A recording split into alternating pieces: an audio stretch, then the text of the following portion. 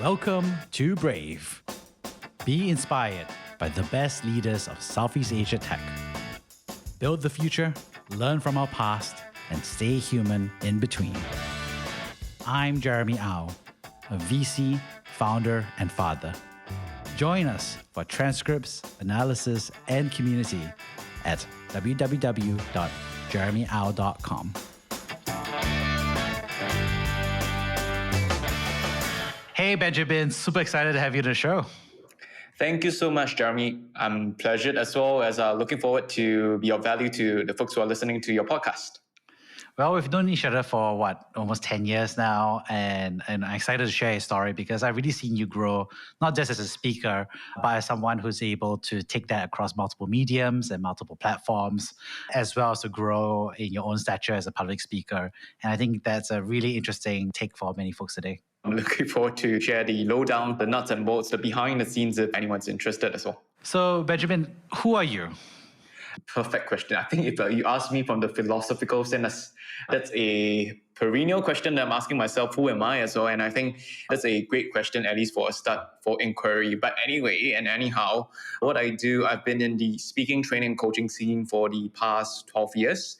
And what I do currently is I run a boutique speech and a boutique training and coaching consultancy where we do a couple of things. And we like to think we do a couple of things pretty well.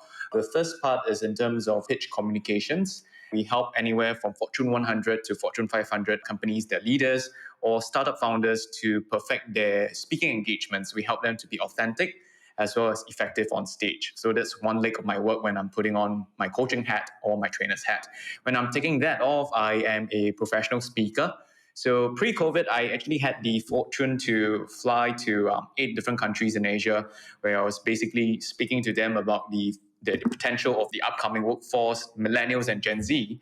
And I think with the real attempt to let them know that there is hope, there is potential in our upcoming generation, millennials like you and I, as well as Gen Zs and my interns and the people that are working for me in my company as well. So my role is really to be a bridge between the leaders of today as well as the leaders of tomorrow. So in also many words, depending on the hats I wear, what I do is really to support them in terms of their business agenda and get them forward. Outside of work, I am a very, very happy, although pretty exhausted father of one. My boy just turned 7 months as of the time we are speaking. He's been a handful, but I am always very, very present and enjoying how he's growing up to discover new capabilities, new abilities each and every single day. And I think that's the joy of fatherhood, which I believe you also share. Amazing. You shared this in different channels, but how did you first get a spark of public speaking? Yeah.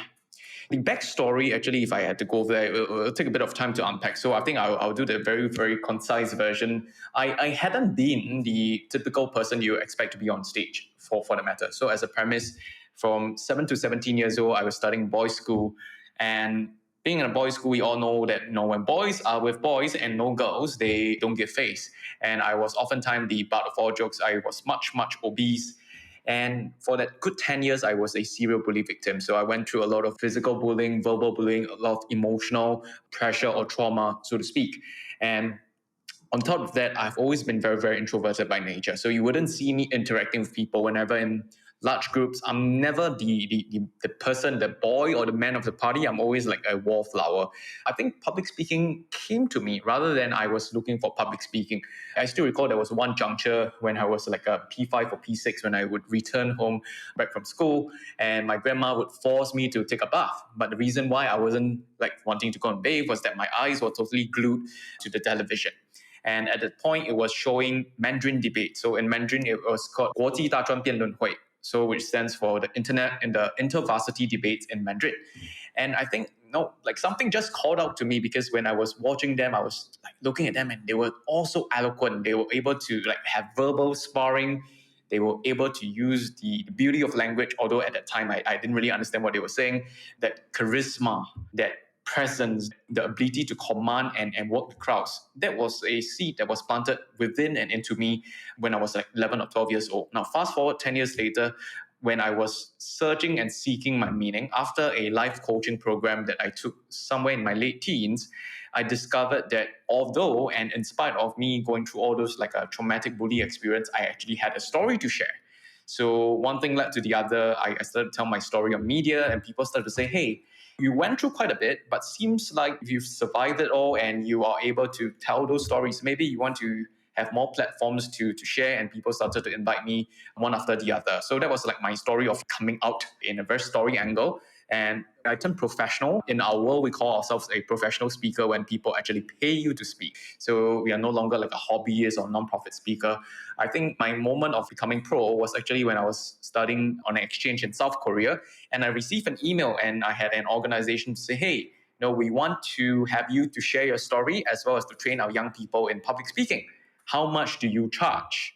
And that was the moment that I realized that I had a bit of market value, something that I could offer on a commercial sense. So that was the second chapter whereby I started to go pro. So those were the two highlights, if I could put it, in my early 20s. That's interesting because the first transition is about you becoming a speaker and the second is being a professional paid speaker. And what's interesting is that there's an underlying growth curve of learning how to speak. And I think so many people in today's world just as terrified about public speaking as it was, 10 years ago, 20 years ago. It feels like one of those very common, they say phobias or fears or reluctance. So how did you learn with that underlying dynamic? There's many ways to skin the cat. So I think for me, and I can't say for the rest, for me, when I realized that how it's, as you put it, it's a fear that's so widely experienced and widely suffered, so to speak, it then gives me a bit of assurance that, hey, I'm not suffering alone. So every time when I go up on stage, it just gives me that liberation to know, hey, Ben, whatever you're feeling, it's human and it's as human as can be. So I think in my earlier stages was really realizing that one, it is a human fear, and two, a lot of people have this, I would say, underutilized or misconception that being young is a bad thing. So I think in the very early stages, being a young professional speaker, there's always the negative side to the things whereby, people will think that you're inexperienced, young, you wouldn't hold much weight. But I actually use that youth badge to my advantage. When I'm young, I actually can be a bit more audacious. I can make some mistakes and I would say I'm still learning. So I actually use a lot of what I felt as this kind of perceptions to my favor as well. So that was the second thing that worked for me. I think the third thing that I did consciously was that being a speaker for me, I feel the mark or the hallmark of great speaker is how hardworking you are off stage as well. So for me, I have always looked forward to the whole experience of speaking at conventions and meetings. But after that, I'll be just plonking my butt in the first row of all the other speakers and presenters as well. So I will have a little trusted black notebook to see, hey, what works about this speaker and what can be improved. So I think it's amalgamation of all this first-hand learning to speaking on stage, making mistakes, and realizing that you don't actually get roasted or burnt that badly. You don't die from a bad speech, and getting better over and over and over again. And when I see people still making mistakes in their 50s and 60s, I think that's humanizing and that's something to be celebrated rather than to be feared about. What's the worst speech you ever made? Because you just said it, you had best speeches you did, so I just gotta ask. So my worst speech actually happened, I would say, a couple of years ago when I was speaking in Macau. And back then I was going somewhere in my speaking career. And the funny thing was that I was the kind of person having that kind of energy that I just put myself out there. Say yes first and try to solve everything out there. It's the entrepreneur's hustle, if you're going to put it. This is the whole the kind of spirit that I embrace. Little did I know that saying yes to a certain opportunity was going to set me up so bad. So what had happened was that I was already speaking for one of my lead insurance clients, and they have a great presence across Asia. The only thing was that I had been speaking with them and I've been serving their stakeholders in English. And that was the language I'm obviously comfortable with. Until one time they say, hey, Ben, we have a Mandarin convention. Can you speak in Mandarin? And I was thinking, okay, well, my Mandarin isn't that bad, but isn't that good either? It's somewhere here. And I just said yes. Little did I know that I had a runway of about 2.5 months. Only after I said yes, I realized that I had to present to Mandarin audience. And they're not like Singaporean Mandarin, whereby our Mandarin standards are not that high. They are like mainland Chinese, and to present in professional Mandarin. So there's the local culture, there are nuances, there's certain contexts that I had to operate within. So I had to frantically look for one Mandarin coach. I worked with her for the whole 2.5 months. Sadly enough, it wasn't sufficient. It was the first time for me as a speaker to make all the mistakes that I tell my clients not to make because I was so trapped up in fear. I still recall that the week that was leading up to the presentation in Macau, I was waking up in nightmare. So my wife could attest to that because she said at one time I just woke up like 2 plus 3 a.m. in the morning and I was like gesturing, gesticulating, wide gestures, and was like saying, like, why did I marry this guy? Like, what is this dude doing? Right? And I was like blabbering in Mandarin in my sleep. And it was like, wow, okay. And all the way leading to the final day, my speech was at 11 a.m. I still could recall I couldn't sleep in that room, not because the room was bad, but I was just so like eaten up by the fear of not being able to perform. As insofar I had all the preparation, the slides were done, I was just trying to nail everything now. So I woke up at 3, 4 a.m. on that day. I literally practiced all the way to 9 a.m. in front of a mirror, rehearsing all my best lines, my first lines. And when 11 a.m. struck, again, like I mentioned, I made all the mistakes. I was looking at the slides because I just couldn't trust my voice, my content. And thankfully, that 1 hour was the longest speech I ever experienced. Usually for English, 1 hour just fly by. 1 hour in Mandarin was harrowing for me. I think the worst moment came immediately after that because, as a speaker, as a foreign speaker, people would still come over and take photos. So, that you have the star effect. But the moment of truth was when I stepped into the elevator back to my hotel room at the 20 plus floor. It was a very, very packed elevator. Obviously, there were a lot of people there. There were 2 ladies at the back of the elevator. And they said something in Mandarin that I'll always remember 4 to 5 years down the road. They said in Mandarin, 那个大厅的讲师讲得好烂，早知道我们就不要浪费我们时间听他了. So in English, what it means is that the speaker in the main hall spoke so badly, he was such a waste of time. We shouldn't have wasted our time on him. And at that point in time, the facts were just staring at me because I was the only speaker who spoke in the main convention hall, and I was the speaker prior to the break. So they were basically saying that without knowing that I was actually at the front of the elevator.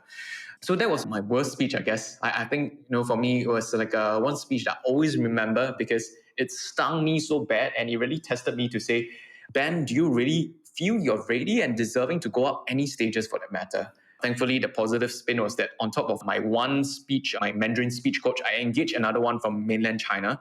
And I just had this double run of coaches working with me. And June the next year, when I finally spoke in Hong Kong again in Mandarin, I realized that finally, I learned to trust my voice. It was a lot more human, more authentic, and I managed to win the audience over. So that was the story of negative speech, all the way pushing me to discover a new me, so to speak. Wow, that sounds like the worst nightmare for so many people. Yeah. And what's interesting, of course, is that you must have felt sucky, right? Mm-hmm. So there you were, and you went up to your room, to your 20th floor. And how did you process that? You heard the feedback. How did you feel about that?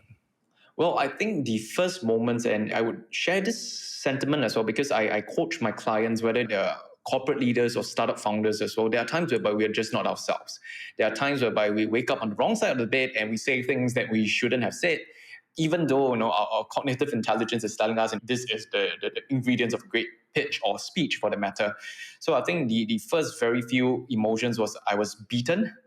I felt the biggest loser in the whole event or world or in my network or whatsoever, and I just felt like locking myself up. So I recall, I just returned to the hotel room and I just went off for the entire day, and not even texting my wife for the matter.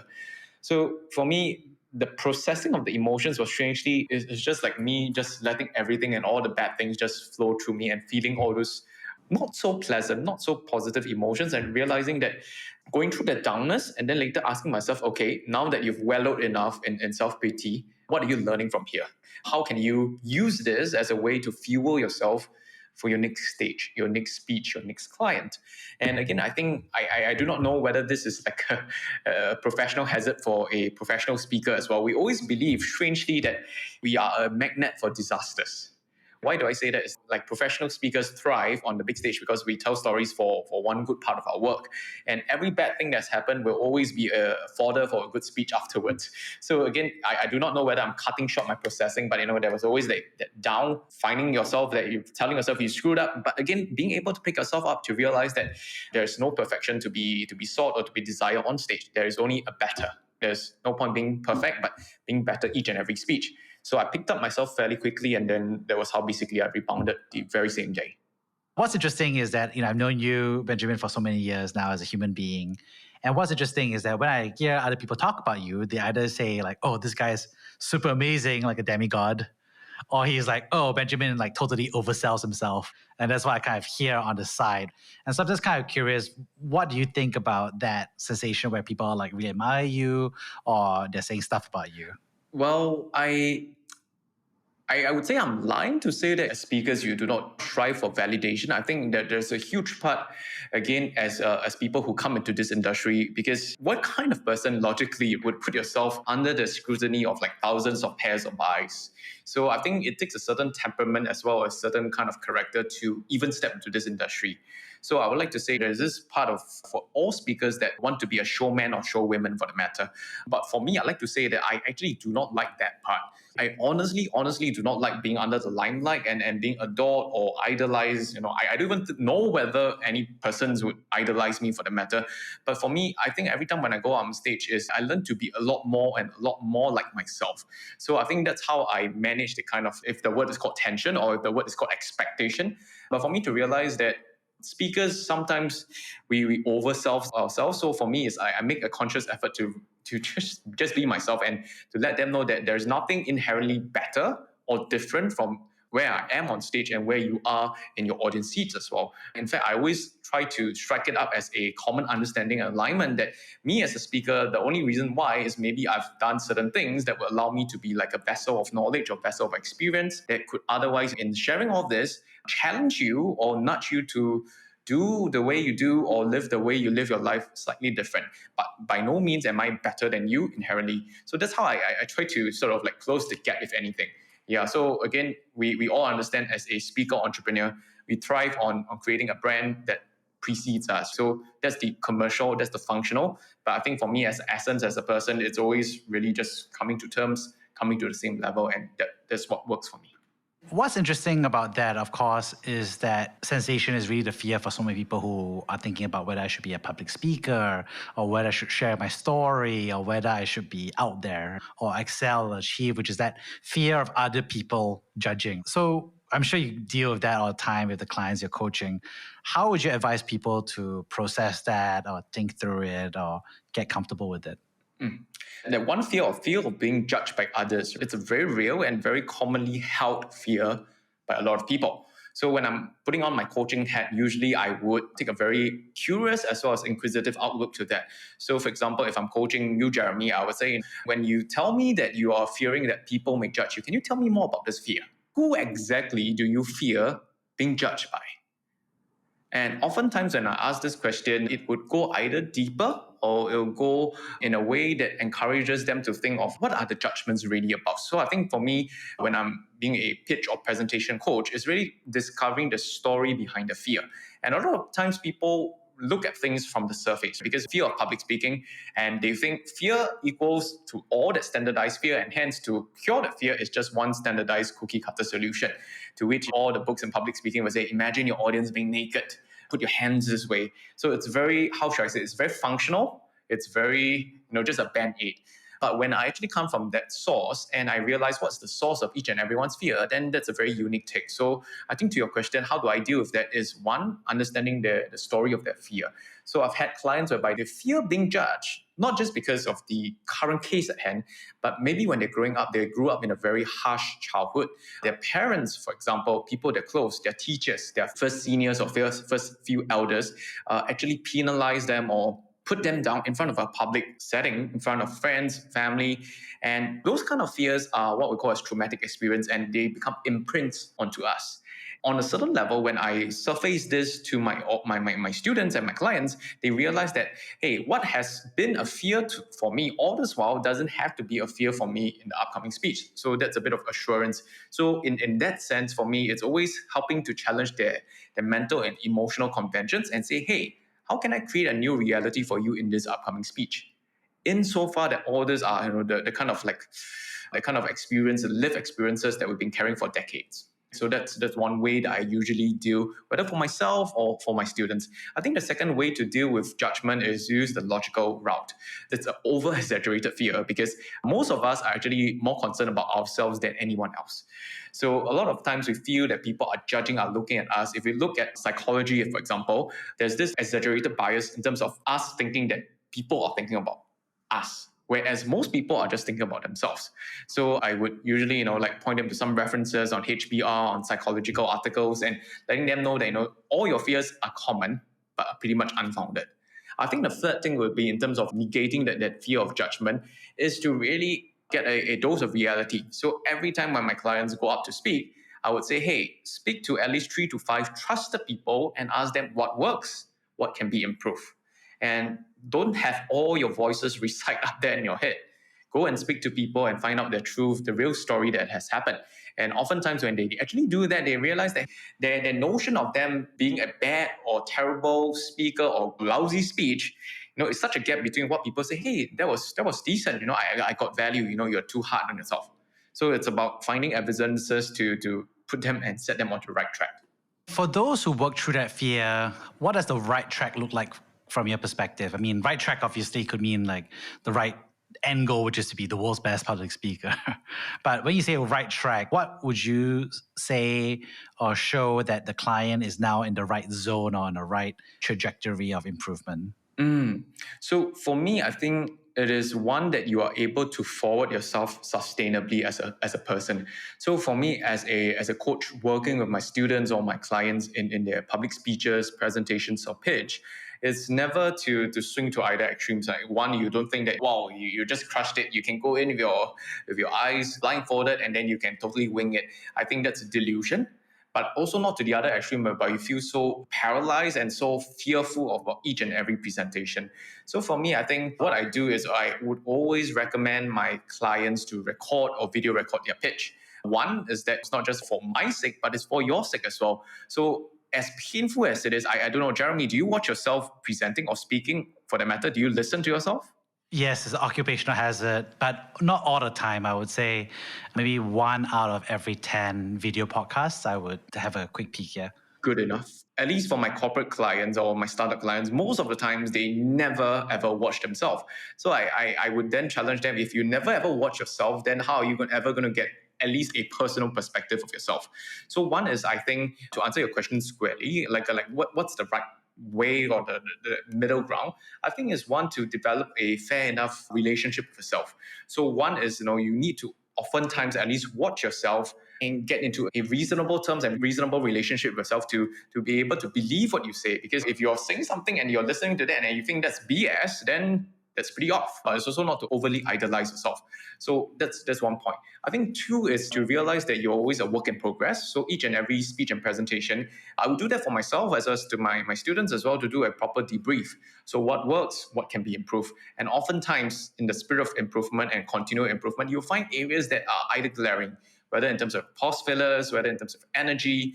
Now, as I'm doing this podcast as well, I'm receiving feedback that I'm banging the table sometimes as well. So it's being mindful and being conscious. So I think when you are able to look at yourself consciously without overly harsh judgments, but to be objective, to see where are you shining at and what you need to improve, and have a healthy relationship at watching yourself, listening yourself, and being able to better yourself, I think that's pretty much where I should land my clients towards an upwards trajectory for them to become a better speaker each and every time.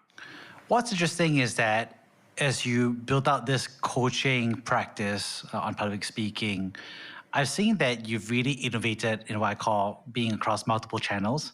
So obviously using not just public speaking channels like conferences and webinars, but also Facebook and LinkedIn and different approaches. So tell us more about what that journey was in experimenting with different platforms and modalities.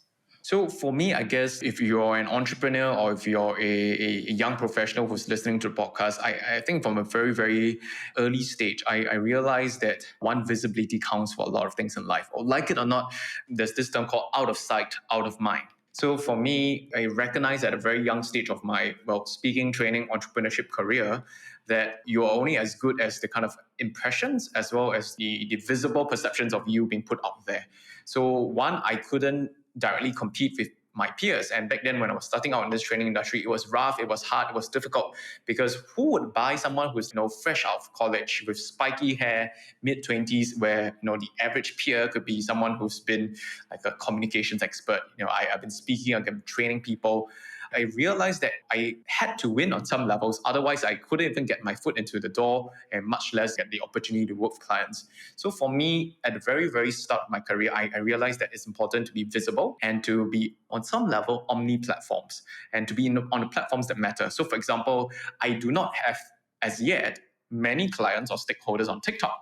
But am I thinking about being on TikTok? The answer is probably yes. So one is to the experience of being on multiple modalities, putting yourself out there. I think one is a prerogative, so I do not try to overthink it. Number two, I try to also realize that, what's the value that I could still transmit cross platforms as well. So for example, on LinkedIn, I tend to be a bit more quote unquote philosophical. You have a stand, a lesson, a point to make. When I'm on Facebook, for example, I tend to share maybe the familiar side of my family, who I am, the journey I've been. And I think, again, it's just using the right tools to grow your visibility so that you can do the work that you love to do, you like to do. And that's just part of business for me. I do not sort of go too deep into it.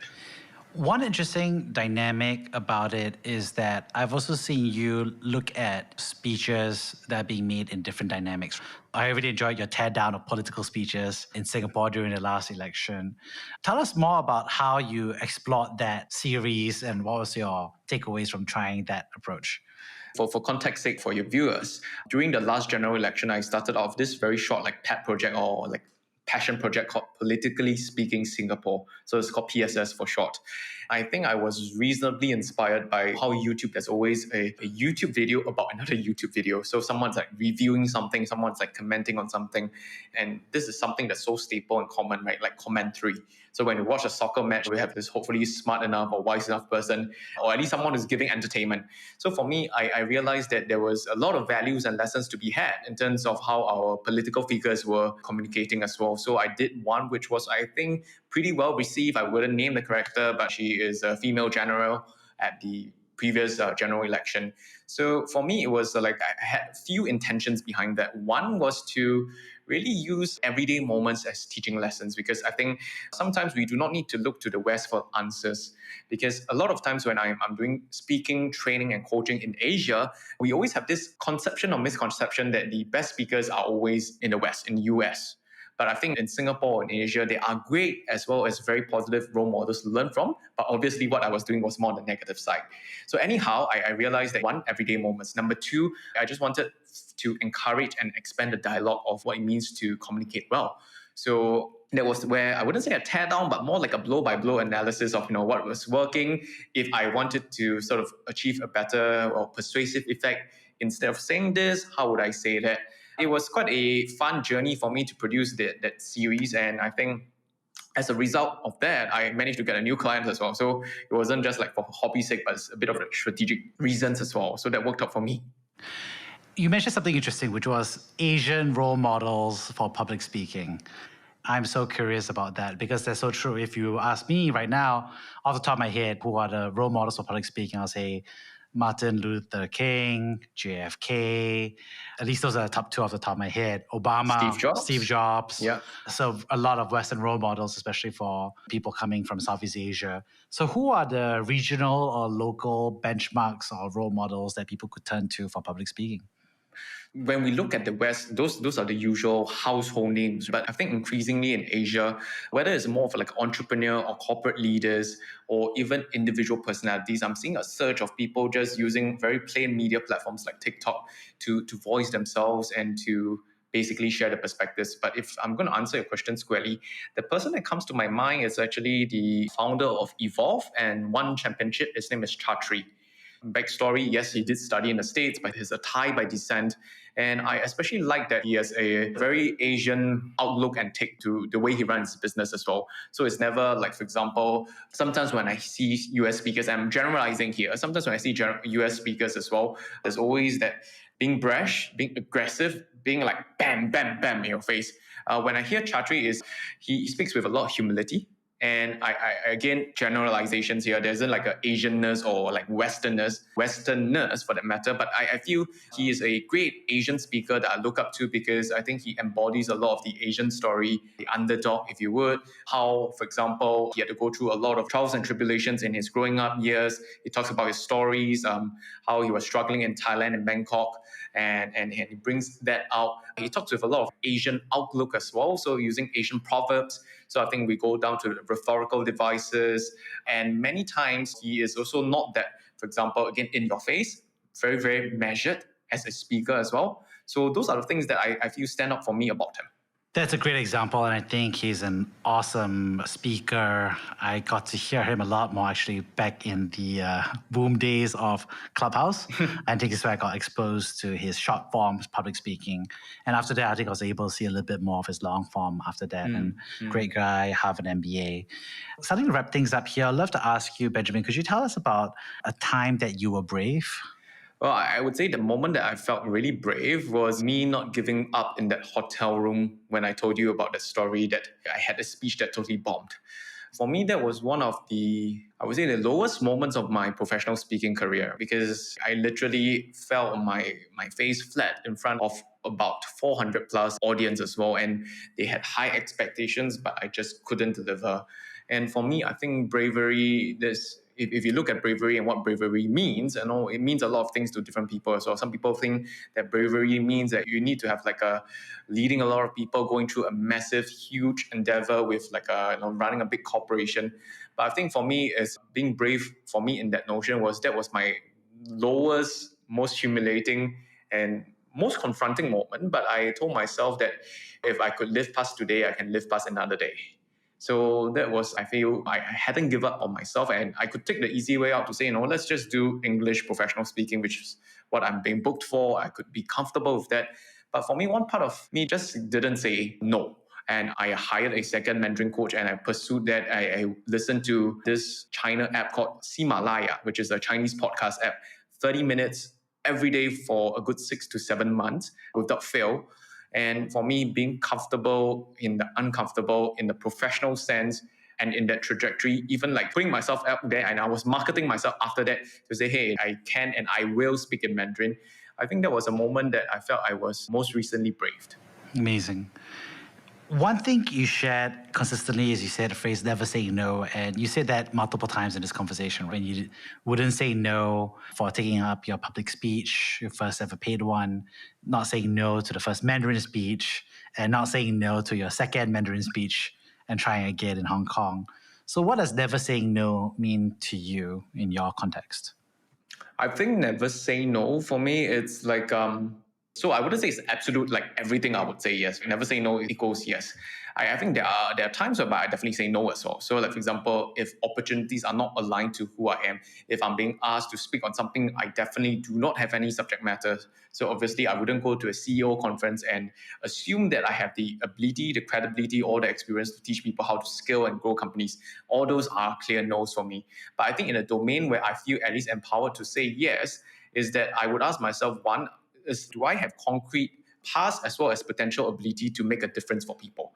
And if the answer is consistently yes, then I would be able to skirt past as well as cut past all the barriers internally and externally to make sure that I turn up, show up, and be of value to the other person. So I think I'm guided by, at least as a speaker, we know that we oftentimes cannot win over everyone. But if in the group of audience, at least one person comes to me and say, as a result of what you've said, as a result of what you shared, you've given me a bit of hope. You've given me a new perspective, a shifted paradigm for me to look at my life, my situation, my challenge in a slightly different manner. I felt this is what guides me to have the kind of notion to say, never say no to an opportunity that could allow people to say yes to their own. So that's the kind of reframe that I have. But in no ways and by no means am I saying that I'm just very, very blatant or indiscriminate about taking everything on. Yeah. How do you build the wisdom or judgment to be able to know when it's time to say no versus when it's time to say yes? Well, I put the smart people in my room as well. I have mastermind groups whereby they are speakers as well as entrepreneurs, people who know me and they scale and they grow alongside with me. I have mentors as well. So sometimes when I feel that being individualistic in my decision is a bad thing, I would just turn to them and say, hey, I am thinking about this opportunity. There's pros to this as well as merits to be had, but there's also a few things that are holding me back.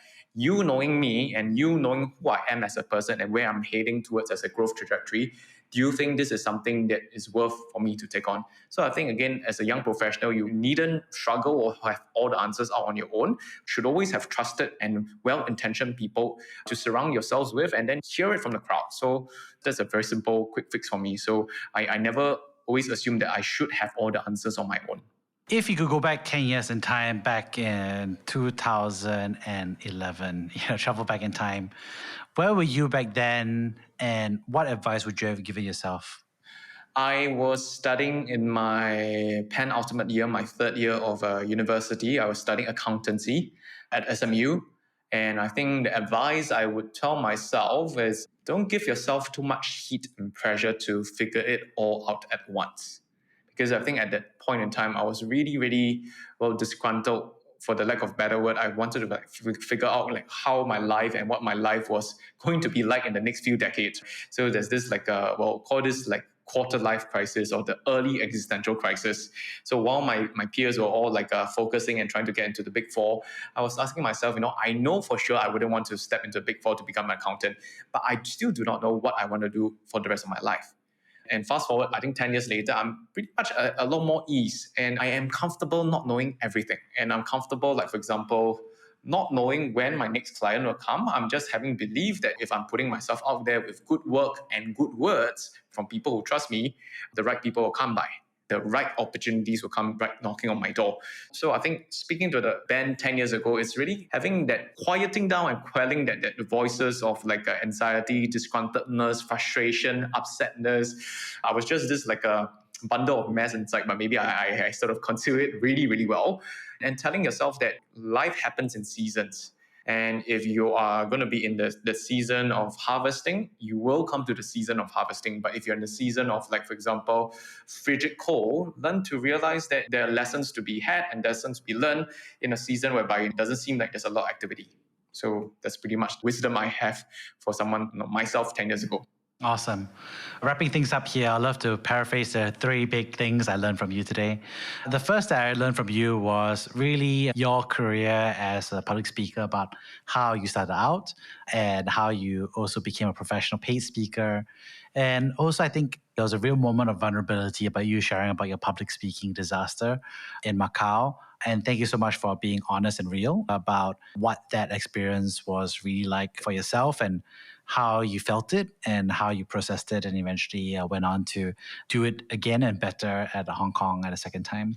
The second thing I really enjoyed was really you talking about judgment and really about how people kind of see who you are on stage versus who you actually are and how you think about not just how you try to articulate and convey who you are as a human person now on the public space, but also how you coach other clients to get from point A, which is that fear, to point B, which is being on the right trajectory. And the last thing is thank you so much for sharing really about your spirit of courage and bravery, especially around never saying no, which doesn't mean, like you said, always saying yes. But I think going to how you also have the wisdom and judgment to figure out and just kind of take life and move forward all the time. Thank you so much, Benjamin, for coming on the show.